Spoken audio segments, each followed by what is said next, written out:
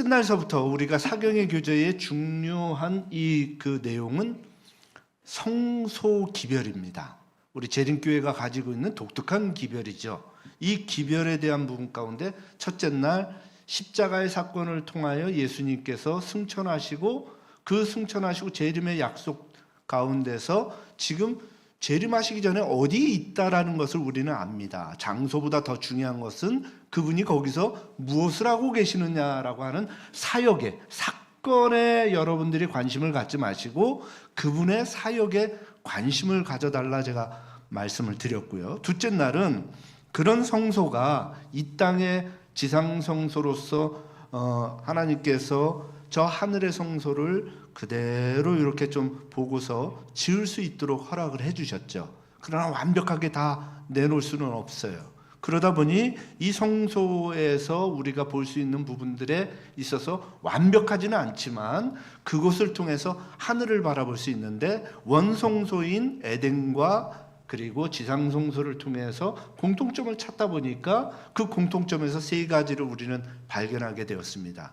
그곳이 만남의 장소이고 심판의 장소이고 구속에 대한 그 복음이 선포된 장소다라고 하는 이 세 가지를 말씀드렸고요. 그리고 셋째 날에 그 성소에서 제사장으로서 봉사하는 그 제사장과 대제사장의 모습을 통하여 예수님께서 하늘에서 지금 봉사하시는 그 사역이 어떠한 것인지를 우리는 보게 됩니다.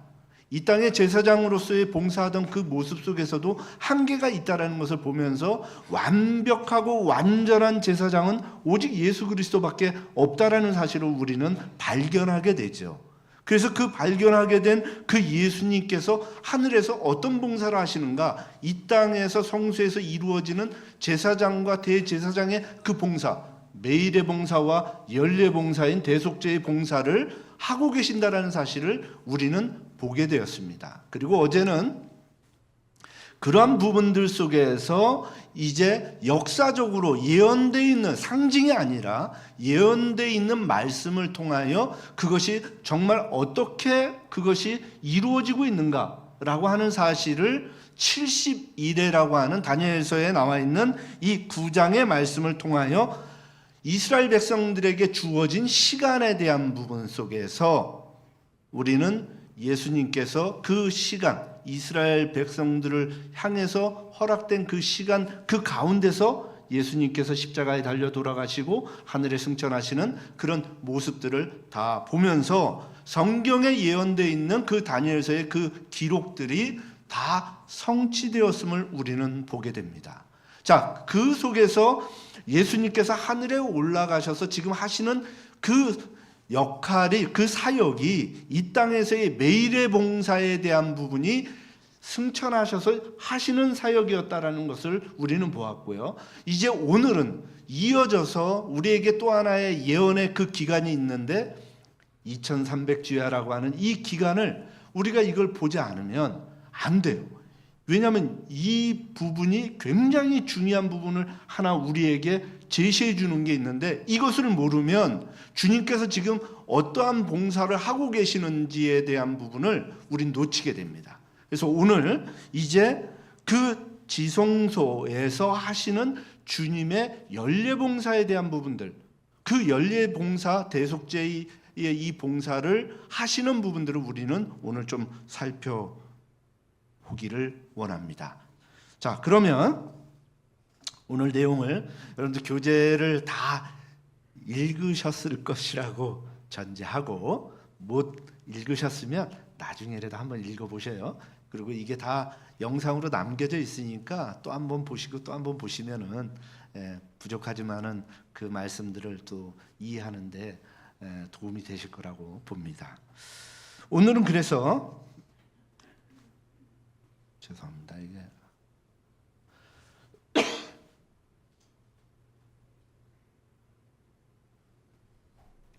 안 나온다고 하는데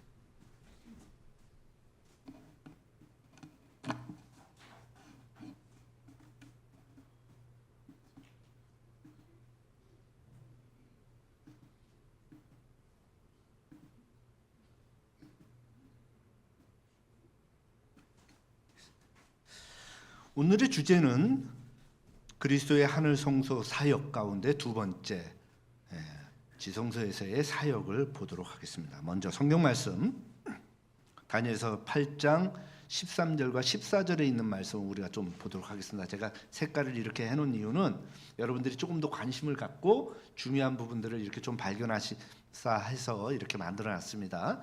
제가 좀 봉독해 올리겠습니다. 내가 들은즉 거룩한 자가 말하더니 다른 거룩한 자가 그 말하는 자에게 묻되 이상에 나타난 바 매일 드리는 제사와 망하게 하는 죄악에 대한 일과 성소와 백성이 내어준 바 되며 짓밟힐 일이 어느 때까지 이룰고 하며, 같이 한번 읽겠습니다. 그가 시작. 그가 내게 이르되 2300주야까지니 그때에 성소가 정결하게 함을 입으리라.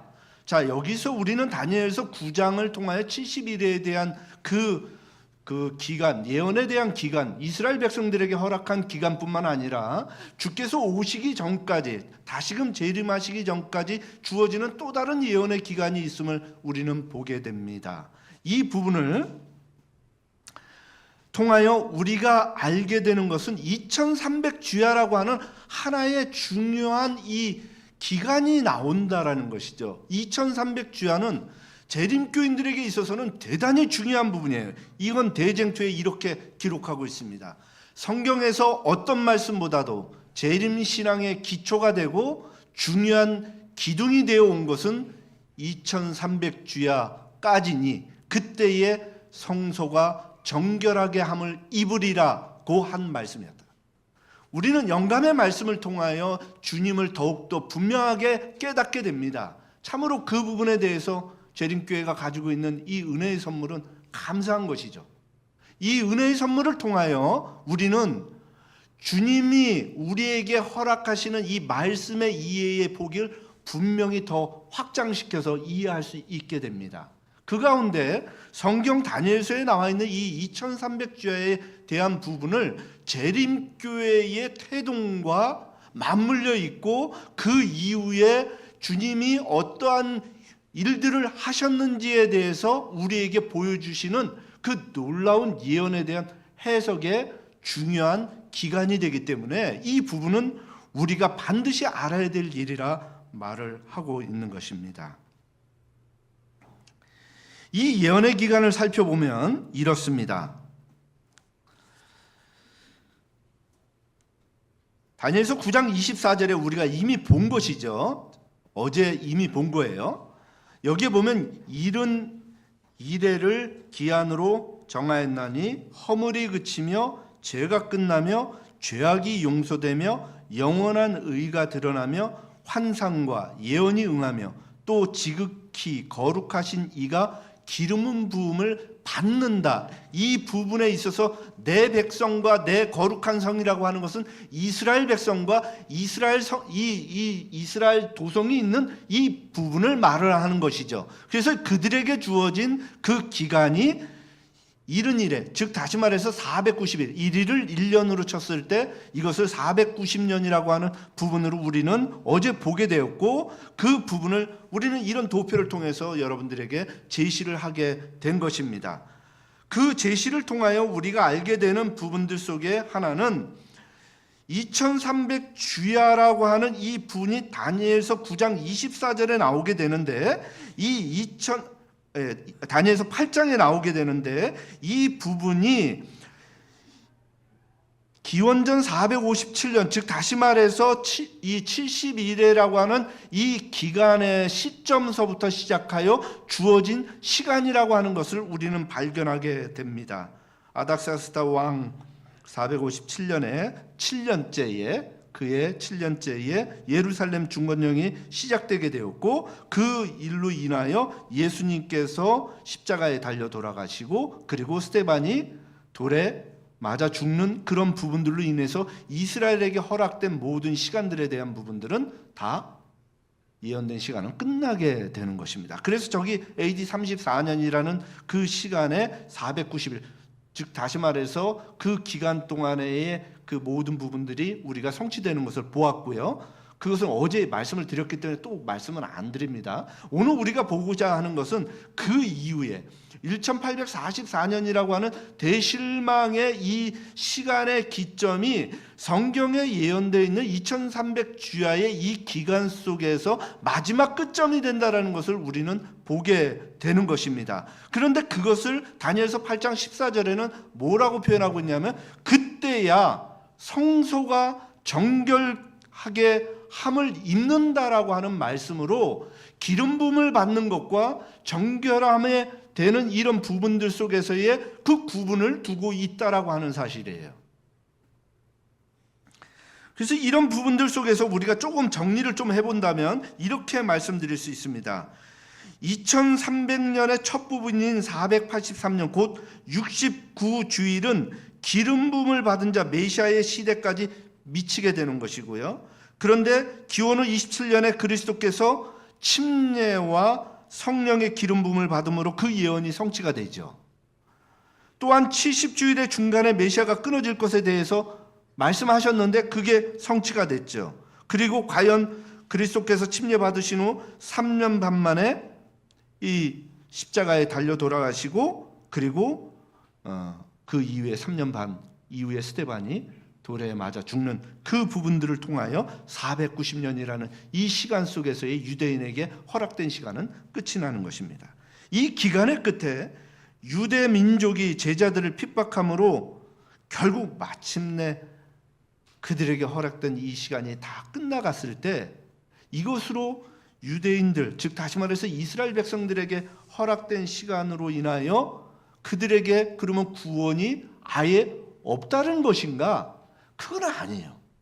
그것은 아닌데, 결국은 이 부분으로 인해서 사도들이 이방인들에게 복음을 전함으로 인해서 전 세계의 구원의 백성들에게 주어지는 시간이 확장된다는 사실을 우리는 보게 되는 것입니다. 이로써 2300년의 첫 부분인 이 490년이 지나가고 난 다음에 기간을 보니까 1800년을 더하는 그 시간을 보니 1844년이라는 시간이 나오게 되는 거예요. 성경을 연구했었던 우리 재림교회의 초기의 우리의 선구자들은 성경을 연구하면서 이 부분을 깨닫게 됩니다. 대실망은 또 다른 희망으로 그들은 믿음으로 재림교회를 세우게 되었고, 그 재림교회의 이름대로 예수님을 기다리는 그 이름으로 그들은 지금까지 우리에게 신앙에 대한 즉 자산을 우리에게 허락해 주게 된 것입니다.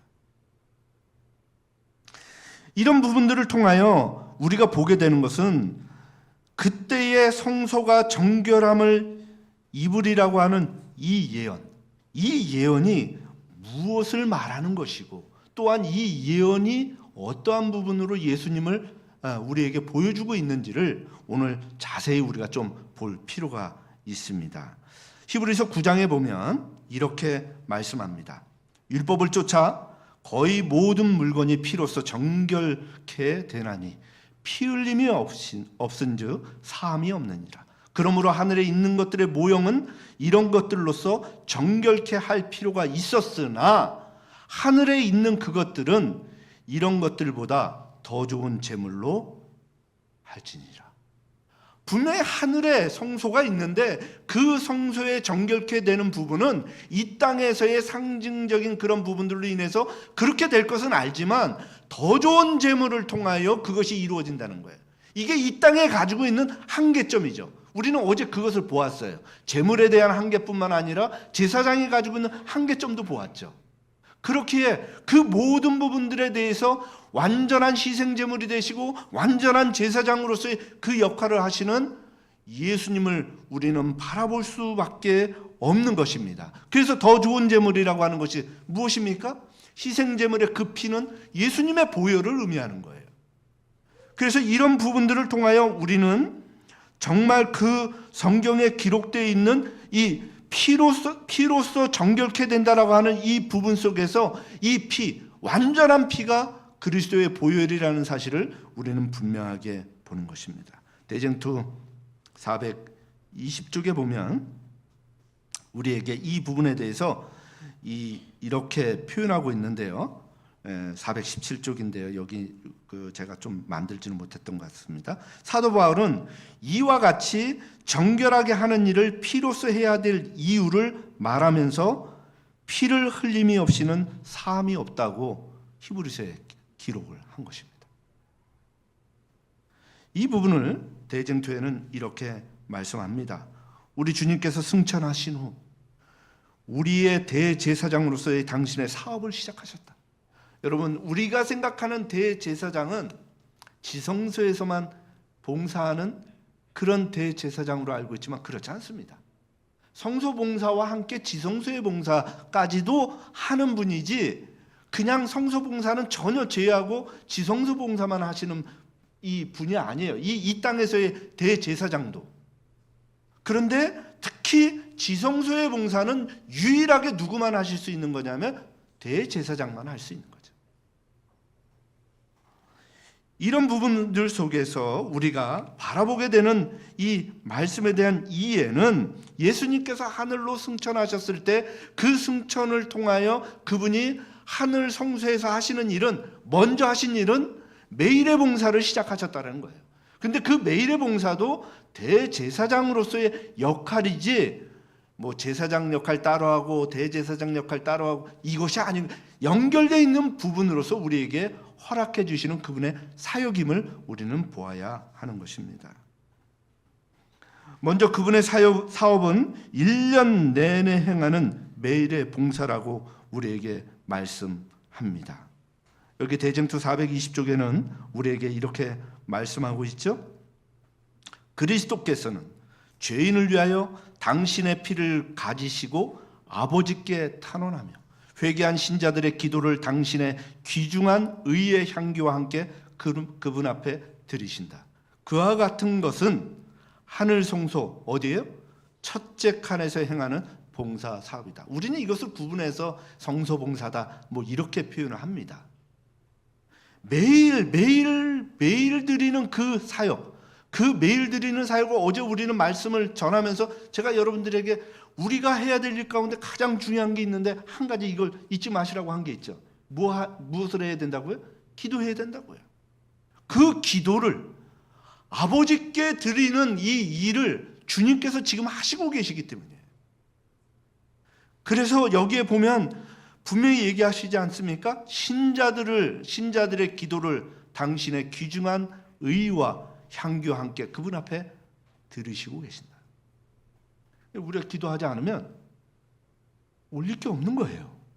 여러분들 이건 굉장히 중요한 부분입니다. 어제 제가 이 말씀을 드리면서 기도한다라는 것은 무엇을 의미하는 거예요? 그분을 내가 구세주로 의지하고 그분을 신뢰한다라는 의미가 그 안에 포함되어 있다라는 것을 제가 말씀드렸죠. 이것이 매일 해야 되는 일이에요. 매일. 그래서 기도를 끊는 것은 굉장히 위험한 일입니다. 그리스도를 잃어버리는 일이죠. 의지하는 이런 부분에서 우리가 주님을 잃어버리는 거예요. 이 부분에 대해서 조금 더 우리에게 말씀해 주시는 대쟁투의 이 말씀을 제가 좀 여러분들에게 좀 소개해 올리고자 합니다. 약 1800년 동안 성소의 첫째 칸에서 이 봉사 사업이 계속되었다. 여기 굉장히 놀라운 말씀이 나옵니다. 하늘에 승천하셔서 주님께서 첫째 칸에서의 매일 드리는 봉사의 사역을 몇 년 동안 했다고요? 1800여 년 동안 이 일을 행하셨다고요.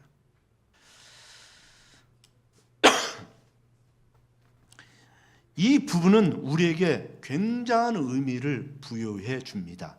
즉 다시 말해서 구분해서 우리가 이해하려고 하는 우리들의 성향상 성소봉사와 지성소봉사라고 하는 이 구분 속에서 성소봉사의 사업이 1800년 동안 이어졌다는 것을 우리에게 말씀해 주고 있는 것이에요. 매일의 봉사가. 그렇다면 이 부분을 통하여 우리가 좀 깨달아야 되는 것들이 있는데, 그것은 재림교회의 태동 가운데 1844년이라는 이 예언의 이 시간을 우리가 잊지 못하는 것은 재림교회의 태동이 거기서부터 시작됐기 때문이에요.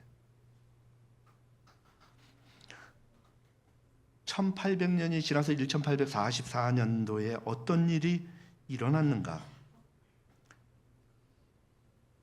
수많은 사람들이 윌리엄 밀러를 통하여 재림운동을 하게 되었고 주님이 오신다라고 그들은 믿고 있었죠. 그러나 주님은 오시지 않았어요. 그들이 예언을 연구하고 그 모든 것들을 통하여 주님께서 그때에 재림하실 거라고 그렇게 여겼던 거예요. 그런데 주님께서 재림하시는 것이 아니라 성소를 정결케 하시는 이 일을 하신다라고 하는 부분이 무엇을 의미하는지를 올바로 깨닫게 될 때, 재림이 아니라 지성소에서 봉사하시는 속죄, 마지막 대속죄의 봉사를 하시는 거구나 라고 하는 것을 깨닫게 되었다는 것이에요.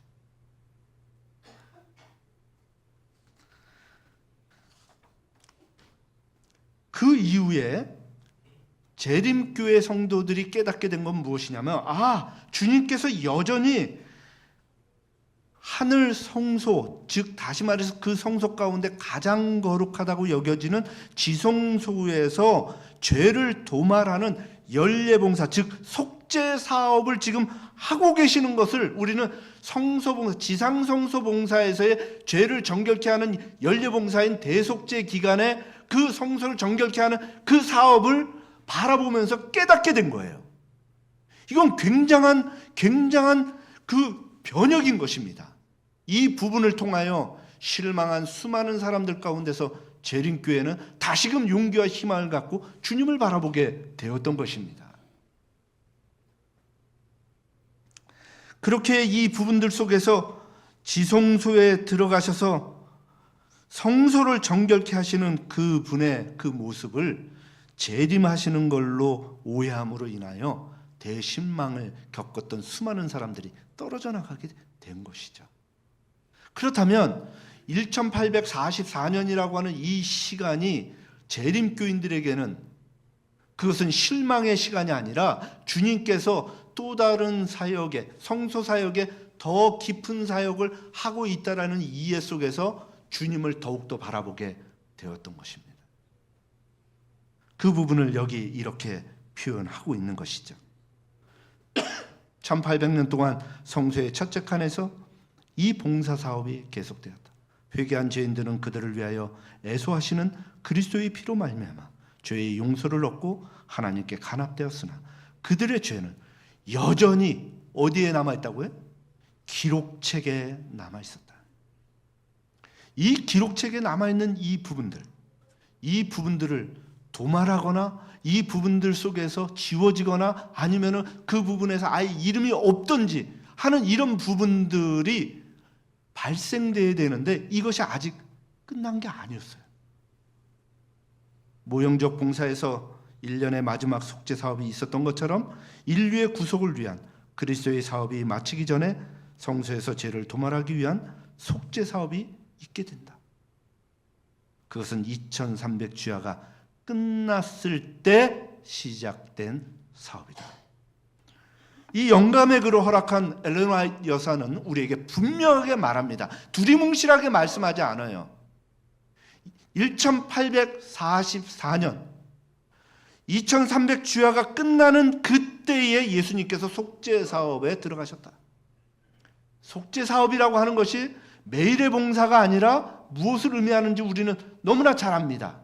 이 부분에 성소를 정결케 하는 이 부분이 성경에 기록되어 있는 이 말씀이기에 엘렌 화이트는 이 부분을 여러 번 말씀하고 있어요. 제가 이 부분을 몇 개를 더 추려왔습니다.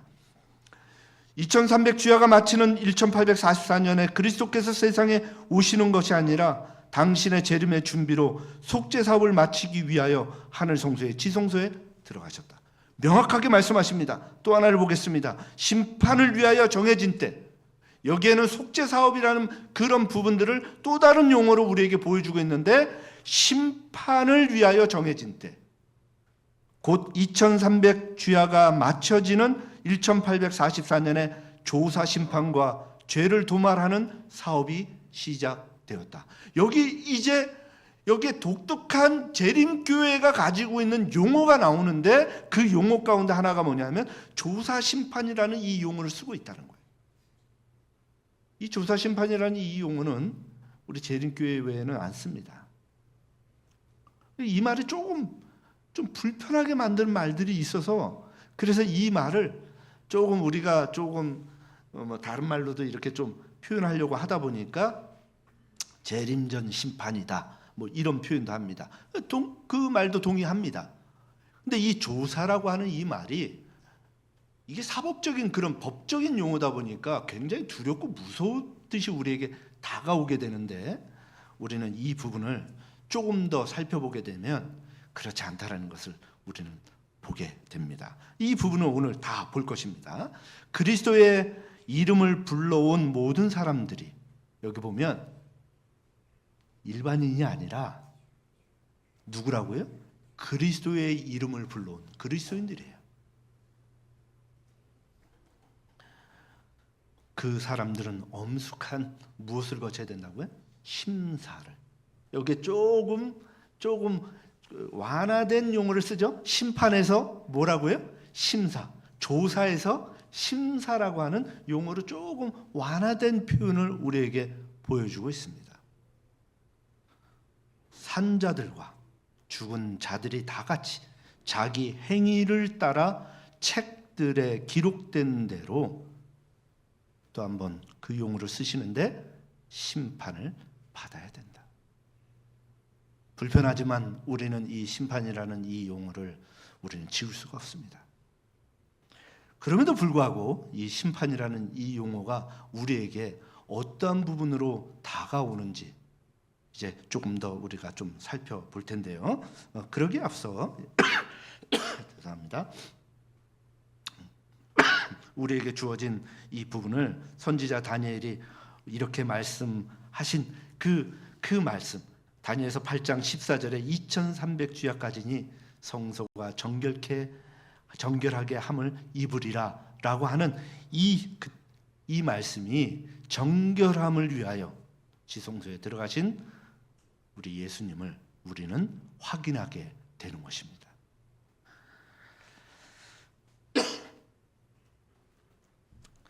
이 부분에 대해서 대쟁투 421쪽에는 이렇게 말씀하고 있죠. 선지자 다니엘이 예언한 바와 같이 그때에 우리의 대제사장께서는 지성소에 들어가셔서 가장 엄숙한 부분인 최후의 봉사, 곧 성소를 정결케 하는 일을 수행하고 계신다. 이제 그 장소가 그냥 두리뭉실하게 보여지는 것이 아니라 지성소라고 하는 이 용어 속에서 이 지성소가 이 땅에 있을 때에 어떤 지성소에서 어떤 일들을 하셨는지에 대한 부분으로 우리의 시선과 우리의 생각을 끌어당기고 있는 것을 우리는 보게 됩니다. 이 부분에 대해서 심판이라고 하는 이 표현이 있었기 때문에 대속죄의 이 봉사 속에서 주님께서 하시는 이 부분들을 우리가 한번 보면 이렇게 표현하고 있습니다. 구약 시대의 백성들의 죄가 믿음으로 말미암아 속죄 제물에게로 옮겨지고 그 제물의 피를 통하여 죄는 상징적으로 다시 성소로 옮겨졌던 것처럼 새 언약에는 회개한 자의 죄가 믿음으로 말미암아 그리스도에게로 옮겨지고 그리스도께서는 그것을 실제적인 하늘 성소로 옮기셨다. 그런데 마치 모형적 지상 성소의 정결이 그것을 더럽혀 왔던 죄를 도말함으로 되었던 것처럼 하늘 성소의 실제적인 정결도 거기에 기록된 죄를 도말하거나 제거해 버림으로 이루어진다. 자, 성소, 하늘 성소도 동일하게 이런 부분들로 죄가 도말된다라는 사실이에요. 그런데 여기 보니까 뭐라고요? 그러나 이 일이 이루어지려면 누가 죄를 회개하고 그리스도를 믿는 믿음으로 속죄의 혜택들을 받을 자격이 있느냐 하는 것을 결정하기 위해서 기록책을 조사하는 일이 있어야 한다. 우리 이미 봤어요. 영감의 글을 통하여 기록책을 보고 있는 것을 우리는 봅니다. 그러므로 성소 정결에는 조사하는 일, 곧 심판하는 일이 포함되어 있다. 책을 조사해야 되니까. 그래서 그 조사라고 하는 이 부분들을 심의라는 표현으로도 설명을 우리에게 주고 있고, 또 다른 의미로서는 심판한다라고 하는 말로 우리에게 강력하게 말씀해주고 있는 것입니다. 그러다 보니 우리는 이 부분들 속에서 몇 가지를 좀 정리할 수 있는데요. 이런 것입니다.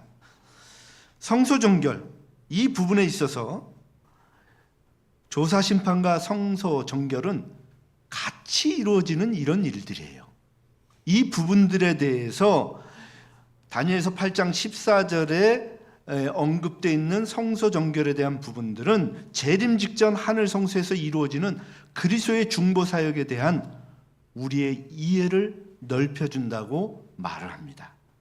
자, 그렇다면 이 다니엘서 8장 14절에 있는 정결 속에서의 그 옹호라고 하는 것은 이 땅에서의 우리의 살아가는 죄인들인 우리를 위한 것만이 아니라 온 우주 앞에서 우리의 구세주이시고 우리의 하나님의 품성에 대한 옹호까지도 그 안에 포함되어 있는 거예요. 왜냐하면 얼룩졌기 때문입니다. 사단이 하나님의 품성에 대해서 그가 도전하였고 그 도전으로 인하여 천사들의 3분의 1이 떨어져 나오고 온 우주 거민들 가운데 그 부분으로 인해서 여전히 해결되지 않은 부분으로 인해서 하나님의 품성은 의구심 속에서 그 문제는 완벽하게 해결되지 않은 것이었어요. 그 부분을 해결하기 위해서는 이 땅의 구원으로 끝나는 문제가 아니라 온 우주 가운데서 하나님께서 가지고 계시는 그 품성을 옹호받아야 되는 이 부분까지도 그 안에 포함되어 있는 거예요. 이거 굉장히 중요한 일이에요. 그래서 제가 이 말씀을 전하면서 우리는 이 땅에서 시작해서 이 땅에서 끝나는 이 복음으로 이루어지는 그런 그리스도인들의 그런 그 지혜와 그런 그 한계를 갖고 있는 것이 아니라 우리는 우주에서 시작해서 우주로 끝나는 그런 더 넓은 우리에게 메시지가 있다라는 것을 여러분들에게 말씀을 드린 것입니다. 이제 이 말씀에 대한 우주적 대쟁투에 대한 부분은 내일 제가 여러분들에게 이 부분에 대해서 말씀을 드릴 것입니다. 물론 이 책에서는 우주적인 대쟁투에 대한 부분은 언급하지 않습니다. 그러나 거기까지 우리가 좀 볼 필요가 있어요. 그래야 이 모든 성소의 기별의 마지막까지 마무리가 될 것 같아서 제가 내일은 그 부분을 언급을 하겠습니다.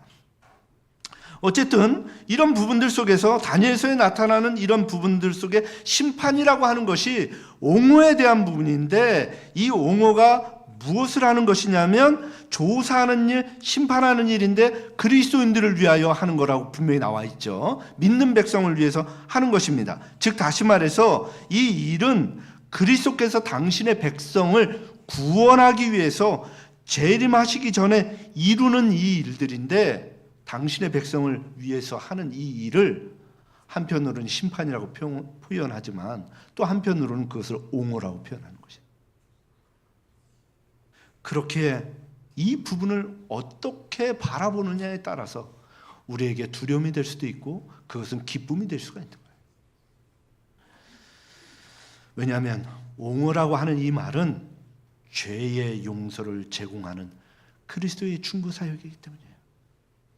누군가를 죽이기 위해서 형량을 내리는 그런 부분이 아니라 당신의 백성들을 자기의 피로 내 이 백성을 내가 샀으니 이들을 위해서 내가 드린 이 피를 보시고 이들을 용서해달라고 하시는 그분의 중보의 사역, 말없이 구원을 위하여 강구하신다라는 그 말씀, 히브리서의 그 말씀을 우리는 이해하게 되는 거예요. 그래서 놀랍게도 그분이 하시는 지성소에서의 그 사역 또한도 우리의 구원을 위한 옹호의 사역이라는 것을 우리는 보게 될 때 감사하죠.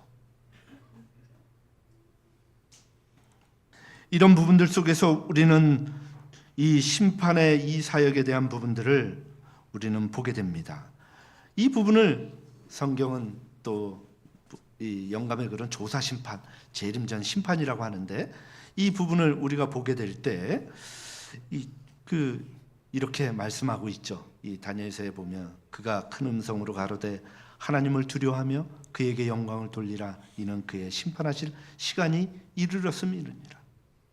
계시록에 있는 말씀이죠. 죄송합니다. 계시록 14장 7절에 있는 말씀이에요. 그의 심판하실 시간이 이르렀다. 사도 요한은 이 부분을 언급을 하면서 주님께서 지금 하늘 성소에서 심판을 베풀고 있다는 사실을 우리에게 말씀해 주고 있죠.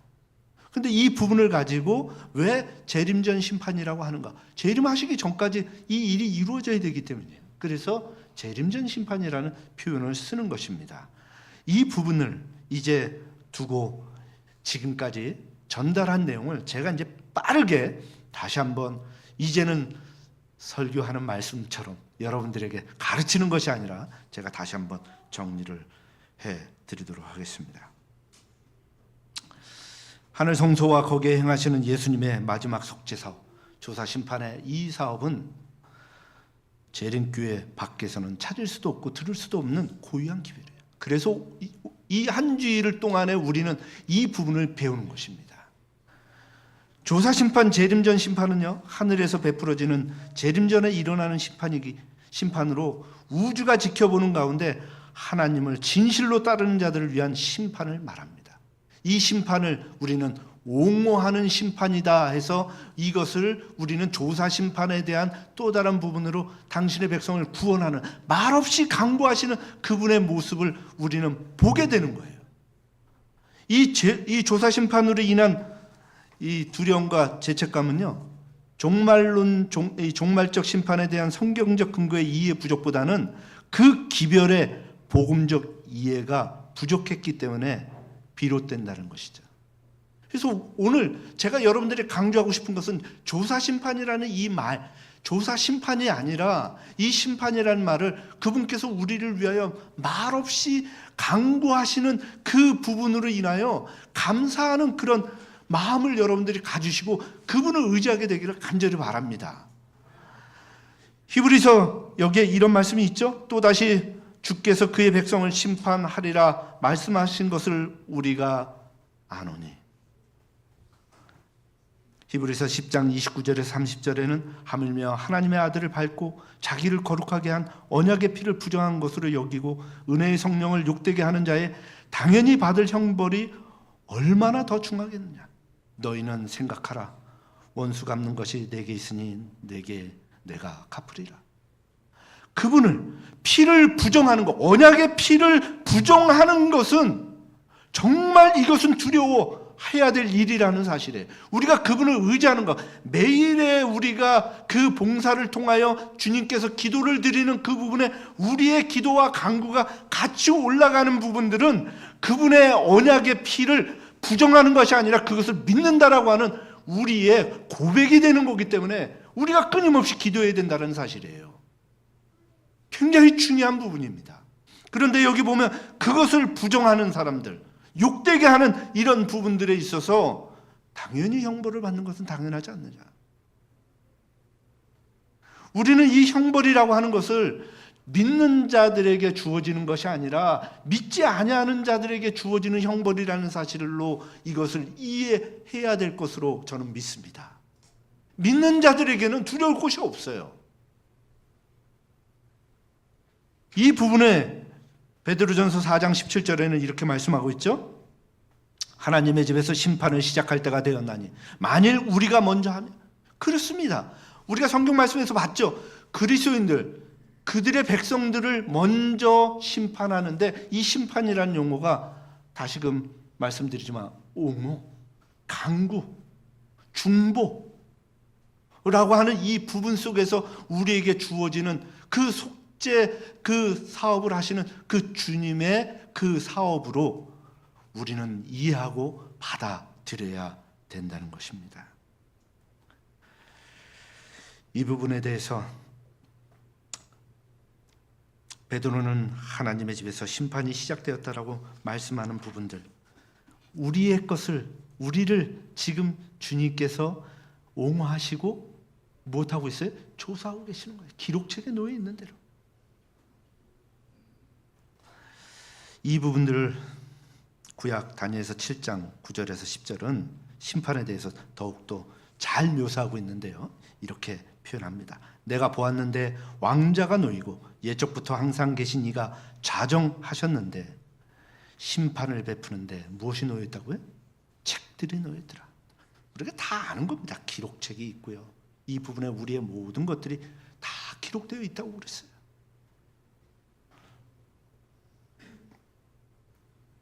다니엘은 심판이 이루어지는 것이 하늘 보좌 앞 수종드는 천천만만 천사들이 있는 하늘 지성소라고 분명하게 말을 합니다. 다니엘은 이 심판에 대해서 조금 더 설명을 하고 있는데요. 7장 22절에 이렇게 말씀하시죠. 옛적부터 항상 계신 자가 와서 지극히 높으신 자의 성도를 위하여 신원하셨고, 심판이라는 이 말을 여기서는 뭐라고요? 신원이라고 하는, 그러니까 이 용어가 신원으로도 번역이 되고 누구는 심판으로도 번역을 하고, 이러다 보니까 이 부분에 대해서 다가오는 부분들을 어떤 사람들은 두려움으로 다가오지만, 여러분 신원한다는 게 뭡니까? 이게 변호해 주는 거잖아요. 변론해 주는 거, 옹호해 주는 겁니다. 이 부분이 심판의 이 부분으로 더 우리에게 보여주고 있다면 감사한 일이죠. 마지막 이 심판이 끝나게 되면 성도가 나라를 얻겠다라고 하는 말씀으로 우리에게 위로와 희망의 말씀을 주고 계십니다. 대제사장이신 그리스도께서 당신의 백성을 위하여 심판을 하실 때에 그것은 징벌을 위한 것이 아니라 당신의 백성들을 위하여 구원하시기 위한 심판의 선언을 위함인 것입니다. 그 결과 그분의 백성 성도가 무엇을 얻었다고요? 나라를 얻는다고.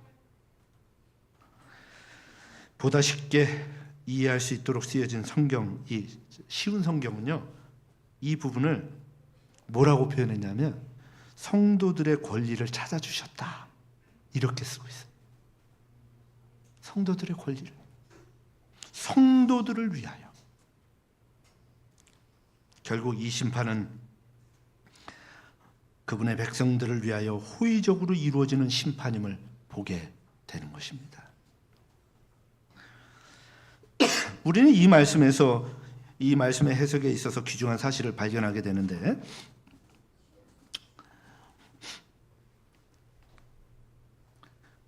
우리는 이 심판이 언제 이루어질지 정확한 시기는 언급되지 않았다 할지라도 심판 후에 성도들이 나라를 얻는다라는 것이죠. 이 말씀 속에서 우리가 분명히 알 수 있는 것은 성도들이 나라를 얻는다는 것은 예수님이 재림하실 때 이게 심판은 재림 이전에 이루어진다는 사실이에요. 그래서 재림 전 심판이라는 그런 용어를 쓰는 것입니다. 다니엘서 12장 1절에는 다음과 같이 기록합니다. 그때에 내 민족이 호위하는 대군 미가엘이 일어날 것이요 또 환란이 있으리니 이는 개국 이래 그때까지 없던 환란일 것이며 그때에 내 백성 중 무릇 책에 기록된 모든 자가 구원을 얻을 것이다. 세상에 이러한 시작된 이래에 이러한 환란이 없었대요. 그런데 이 환란이 재림 전에 있을 환란이라고 의미를 합니다. 그런데 그러한 환란 속에서 구원을 얻을 자들이 있을 텐데 그들은 누구인가? 어린 양의 생명책에 기록된 자들이라고요. 이미 생명책에 이름이 기록되어 있을 것입니다. 그 기록되어 있는 그 이름을 두고 주님은 자신의 피를 통하여 자신의 생명을 내어준 것을 통하여 하나님께 호소하고 계셔요. 이 백성은 나의 백성이요, 이들의 구원을 허락하여 주옵소서. 그 책에 기록되어 있는 모든 생명책에 기록되어 있는 그 내용들을 보면서 도말하고 그것을 지워주시며 그분의 의로서 죄인이지만 그분의 보혈로서 우리를 덮으시니까 우리가 깨끗한 것이지, 우리가 지운다고 이것이 이게 깨끗해지겠습니까? 예? 표범의 그 흔적을 어떻게 지울 수 있겠어요? 우리의 죄인은 우리가 어떻게 지울 수 있겠어요? 보혈로 감싸주시니, 그분의 의로 감싸주시니 붉더라도 희게 보시는 거고 그것을 더럽더라도 깨끗한 것이라고 칭해 주시는 것이죠.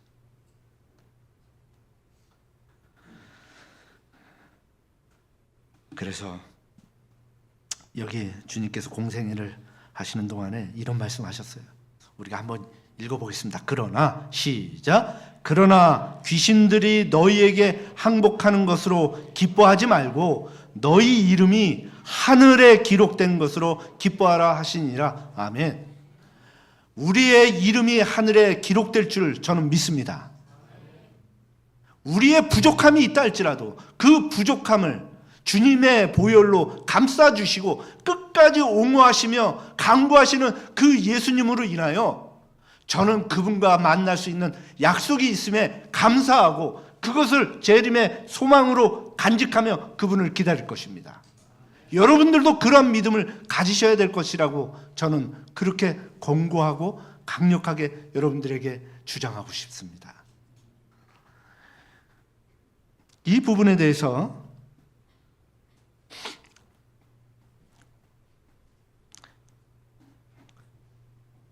또 다른 말씀은 이렇게 우리에게 말씀하고 있죠. 성경 마태복음 10장 29절과 30절에 있는 말씀을 보면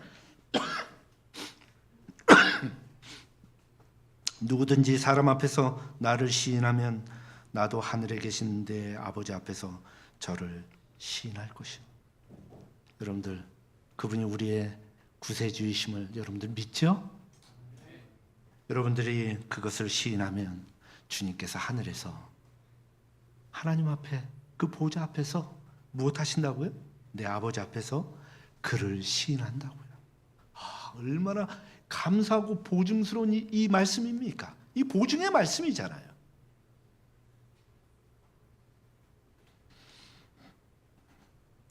하지만 성경은 이것이 한 번의 시인으로 영원히 지속되는 구원이라고 말하지 않습니다. 그래서 성경은 이기는 자라는 이 말씀을 하고 계시죠. 계시록에 보면 이기는 자는 이와 같이 흰옷을 입을 것이요 내가 그 이름을 생명책에서 반드시 흐리지 않고 그 이름을 내 아버지 앞과 그 천사들 앞에서 시인하리라. 왜 승리하고 구원받은 백성들이 흰옷을 입을까요? 흰옷이 아니면 보좌 앞에 있을 수가 없어요. 왜냐하면 예수님께서 입으신 옷이 무엇이죠? 지금 이 지성소에 들어가실 때 입으신 옷이 흰 옷이에요. 그게 대제사장이 입는 옷입니다. 그것이 의미하는 것이 무엇이냐면 하나님 보좌 앞에 나갈 수 있는 자는 흰 옷 입은 자밖에 없는 거예요. 흰 옷 입은 자밖에 없는 거예요. 그런데 여기 보니까 이기는 자에게 흰 옷을 주신대요. 그리고 내가 그 이름을 생명책에서 반드시 흐리지 않는다고 말씀하십니다. 그 이름을 내 아버지 앞과 그 천사들 앞에서 시인하리라는 이 말씀이, 주께서 하신 이 말씀이 또다시 계시록 3장 5절을 통하여 또다시 언급될 때 이 말씀이 그냥 한 번으로 끝나는 말씀이 아님을 우리는 보면서 더욱더 용기를 얻죠. 이긴다는 것이 무엇입니까? 나의 믿음을 지키는 것입니다. 그것을 지속하는 것을 의미합니다. 지속하지 못하면, 이기지 못하면 반대로 그 이름을 생명책에서 지우고 그 이름을 아버지 앞과 천사들 앞에서 부인하겠다고 주님의 말씀하시고 계시는 거예요. 역으로 말을 한다면. 우리의 주님을 개인의 구주로 삼고 신앙을 지켜가는 것은 우리에게 주어진 삶의 의무입니다. 그것은 구원을 이루기 위한 우리의 공적을 말하는 것이 아니에요. 그리고 우리의 행위로 온전하게 우리의 구원을 이룰 수가 없어요. 따라서 우리가 할 수 없는 것을 주께서 우리에게 요구하시는 것이 아니라 그 일을 이루시는 온전하신 주님을 바라보고 그분을 의지하라는 요구인 것이에요. 구원은 주께서 주시는 선물이죠. 성경이 끊임없이 우리에게 말씀합니다. 하지만 주어진 선물을 끝까지 지키는 것은 우리의 몫임을 분명히 하게 되시기를 바랍니다. 사단은 우리가 소유한 이 선물을 빼앗고자 싸우고자 할 때에 우리가 승리할 수 있는 유일한 길은 승리 되시는 주님 안에 있는 것입니다. 성경은 우리에게 말씀하고 있죠. 싸움을 걸어오는 자가 있다고요. 그런데 그 싸움 속에서 우리의 믿음을 끝까지 지키는 그런 자들은 결국은 주께서 주시는 그 구원을 받게 된다라는 것입니다. 그것을 지키는 자들이 인내하며 지키게 될 때 받는다라고 성경 우리에게 기록하고 있습니다. 그런 자들을, 끝까지 그 믿음을 지키는 자들을 주께서도 끝까지 지키시는 거예요. 재림전 심판받는 인간 중심으로 이해하는 것은 소망스럽지 못합니다. 타락한 인간의 품성보다 그리스도의 품성과 그분의 하시는 일을 바라보는 것이 재림전 심판의 중요한 점이에요. 우리는 이러한 기별을 통하여 우리의 심령에 분명히 각인해야 하는 것은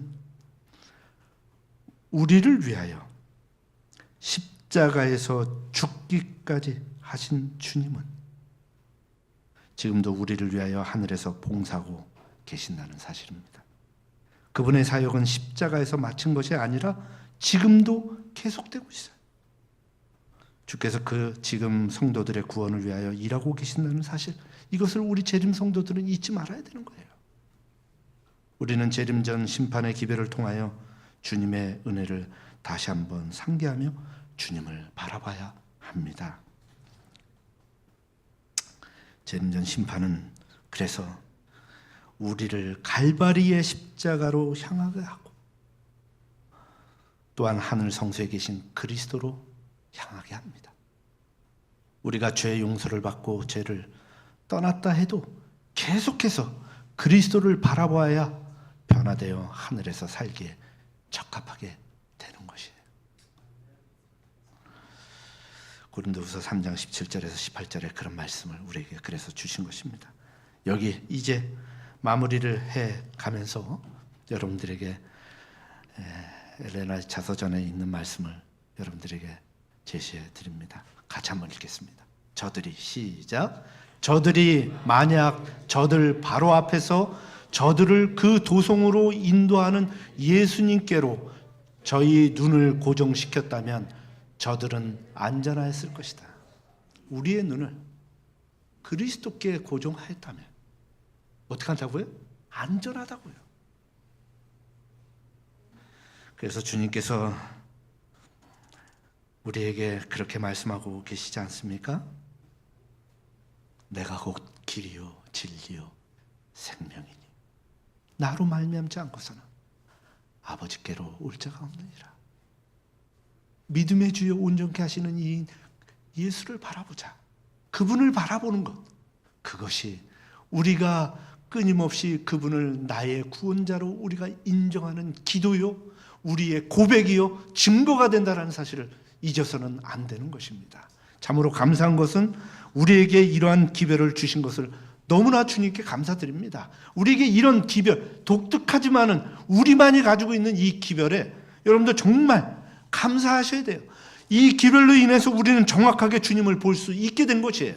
놓치지 않은 거예요. 제가 첫날 서두서부터 말씀드렸죠. 개신교인들은 지금 주님 어디 계십니까 하면은 어디 있는지 몰라요. 그냥 성소에 저 하늘에 계시고 우리의 마음에 계시고 처소를 예배하면 여기 오신다. 그것이 아니에요. 더 넓고 그분의 사역이 이룰 수 있는 그 사역이 무엇인지를 우리에게 보여줌으로 인하여 우리의 시선은 주님으로부터 멀어지지 않게 우리를 이끈다라는 이 사실에 여러분들 감사하시기를 간절히 바랍니다. 재림교회에게 그런 기별이 있다는 것은 큰 은혜요 선물입니다. 그 기별을 통하여 우리의 믿음을 더욱더 굳건하게 이끌어주시는 우리 주님께 감사하시고 그 믿음을 끝까지 지켜나가사 우리 주님 오시는 그날에 주님을 뵙게 되는 우리 모두가 되기를 간절히 바라면서 말씀을 마치고자 합니다.